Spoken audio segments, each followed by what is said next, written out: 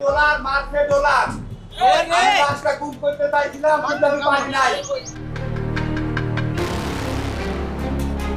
একটি অন্ধকার কারাগারের সেলের ভেতরে যখন দেয়ালগুলো যেন ধীরে ধীরে একজন মানুষকে গ্রাস করতে শুরু করে, তখন সে মুক্তির জন্য মৃত্যুকে বেছে নিতে চায়।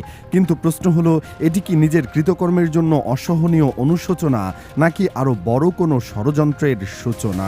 আজকের ঘটনাটি কোনো সাধারণ অপরাধের গল্প নয়, এটি এমন এক জটিল মানসিক খেলার কাহিনী যেখানে একটি আলোচিত মামলার প্রধান অভিযুক্ত আদালতের কাঠগড়ায় দাঁড়িয়ে নিজেই নিজের মৃত্যুদণ্ড দাবি করছে, আর পুরো দেশ বিস্মিত হয়ে দেখছে এই নাটকীয় ঘটনার আড়ালে আসলে কি লুকিয়ে আছে। ভাবুন তো, এমন একজন মানুষের কথা যার বিরুদ্ধে আনা অভিযোগের নির্মমতা পুরো দেশকে নাড়িয়ে দিয়েছে। একটি নিষ্পাপ শিশুর মৃত্যু ঘিরে ওঠা অভিযোগ মানুষের বিবেককে প্রশ্নের মুখে দাঁড় করিয়েছে। স্বাভাবিকভাবে সবাই ধরে নেয় এমন পরিস্থিতিতে একজন অভিযুক্ত নিজের জীবন বাঁচানোর জন্য আইনের প্রতি সুযোগ কাজে লাগাবে, নতুন নতুন যুক্তি দাঁড় করাবে, প্রমাণ নিয়ে প্রশ্ন তুলবে এবং শেষ পর্যন্ত নিজেকে নির্দোষ প্রমাণ করার চেষ্টা করবে। কিন্তু আদালতে যা ঘটল তা যেন প্রচলিত সব ধারণাকে উল্টে দিল। যেদিন তাকে আদালতে আনা হয় সেদিন আদালত চত্বর ছিল উত্তেজনায় টগবগে। বাইরে অপেক্ষা করছিল অসংখ্য মানুষ, কারো চোখে ক্ষোভ, কারো চোখে বিচার পাওয়ার আকাঙ্ক্ষা। পরিস্থিতি এমন ছিল যে সামান্য উস্কানিতেই তা নিয়ন্ত্রণের বাইরে চলে যেতে পারত। কিন্তু এই উত্তপ্ত পরিবেশের মাঝেও অভিযুক্তের চেহারায় ছিল এক অদ্ভুত পরিবর্তন। তার চোখের নিচের গভীর কালচে দাগ, মুখে ক্লান্তির ছাপ এবং আচরণে এক ধরনের ভাঙন স্পষ্ট দেখা যাচ্ছিল। মনে হচ্ছিল যেন বহুদিন ধরে সে ঠিকমতো ঘুমাতে পারেনি। এরপরে আসে সেই মুহূর্ত যা পুরো ঘটনাকে অন্য মাত্রা দেয়। বিচারক যখন মামলার প্রাথমিক কার্যক্রম শুরু করতে যাচ্ছিলেন, তখন হঠাৎ অভিযুক্ত কাঠগড়ায় লোহার শিকল গ্রিল শক্ত করে ধরে মেঝেতে বসে পড়ে। এরপর সে কান্নায় ভেঙে পড়ে। আদালত কক্ষের নীরবতার মধ্যে তার কণ্ঠে শোনা যায় এক অবিশ্বাস্য আবেদন।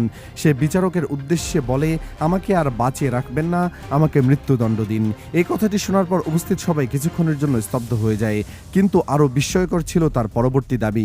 সে জানায় জেলের প্রতিটি রাত তার কাছে এক একটি দুঃস্বপ্ন। চোখ বন্ধ করলে সে সেই শিশুর মুখ দেখতে পায়। তার মনে হয় অন্ধকার সেলের দেয়ালগুলো তাকে চেপে ধরছে। সে ঠিকমতো খেতে পারে না, ঘুমাতে পারে না। রাতের পর রাত সে আতঙ্ক আর অস্থিরতার মধ্যে কাটায়। তার ভাষায় মৃত্যুই এখন তার কাছে মুক্তির একমাত্র পথ। এই বক্তব্য আদালত কক্ষে উপস্থিত অনেককেই আবেগপ্রবণ করে তোলে। কেউ কেউ মনে করতে শুরু করে, হয়তো মানুষ আইনের বিচার এড়িয়ে যেতে পারলেও নিজের বিবেকের বিচার থেকে কখনো মুক্তি পায় না। কিন্তু সত্যিই কি এই বিষয় এতটাই সরল, নাকি এখানেই লুকিয়ে আছে পুরো ঘটনার সবচেয়ে বড় রহস্য?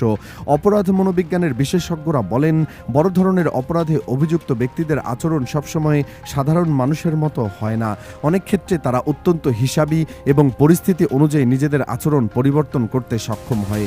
সাধারণ মানুষ যেখানে আবেগ দিয়ে বিচার করে, সেখানে অভিজ্ঞ অপরাধীরা অনেক সময় ঠান্ডা মাথায় ভবিষ্যতের পরিকল্পনা সাজায়। তাই প্রশ্ন উঠছে, এত গুরুতর অভিযোগের মুখোমুখি থাকা একজন ব্যক্তি কি সত্যি এত সহজে মানসিকভাবে ভেঙে পড়তে পারে, নাকি এই কান্না, এই আতঙ্ক, এই মানসিক ভাঙনের গল্পের পেছনে অন্য কোনো উদ্দেশ্য কাজ করছে? আইনের একটি গুরুত্বপূর্ণ বিষয় হলো, কোনো ব্যক্তি যদি মানসিকভাবে অসুস্থ বা ভারসাম্যহীন প্রমাণিত হয়, তাহলে তার বিচার প্রক্রিয়া ও শাস্তি নির্ধারণে বিশেষ নিয়ম প্রযোজ্য হতে পারে। এ কারণেই অনেক সময় আদালত অভিযুক্তের মানসিক অবস্থা যাচাই করার জন্য বিশেষজ্ঞ চিকিৎসকদের মতামত গ্রহণ করেন।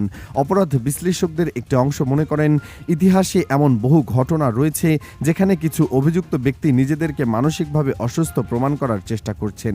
কেউ হ্যালুসিনেশনের কথা বলছেন, কেউ অস্বাভাবিক আচরণ করেছেন, আবার কেউ আদালতে কান্নাকাটি করে সহানুভূতি আদায়ের চেষ্টা করেছেন। অবশ্য এর অর্থ এই নয় যে সব ক্ষেত্রেই এমন দাবি মিথ্যা, কারণ বাস্তবতাও অনেক সময় ভিন্ন হতে পারে। কিছু মানুষ গুরুতর অপরাধে অভিযোগে অভিযুক্ত হওয়ার পর সত্যি তীব্র মানসিক চাপে ভেঙে পড়ে।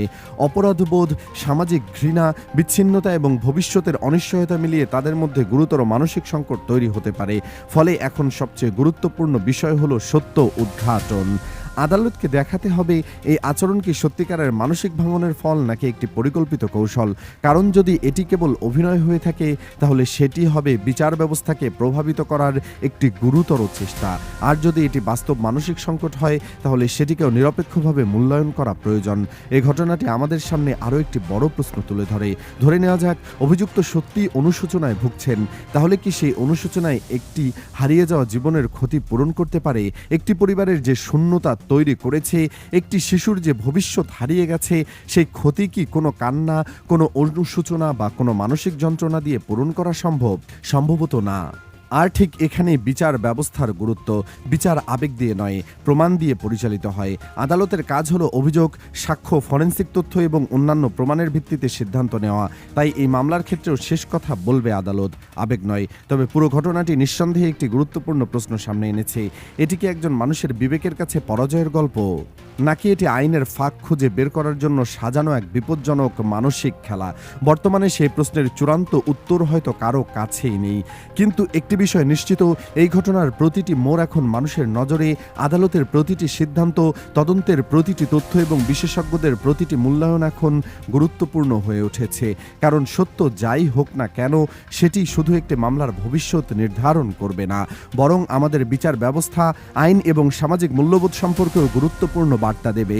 এখন প্রশ্ন আপনার কাছে, আপনার কি মনে হয়, এটি সত্যিকারের অনুশোচনা নাকি পরিকল্পিত মানসিক নাটক? আপনার মতামত কমেন্টে জানাতে পারেন।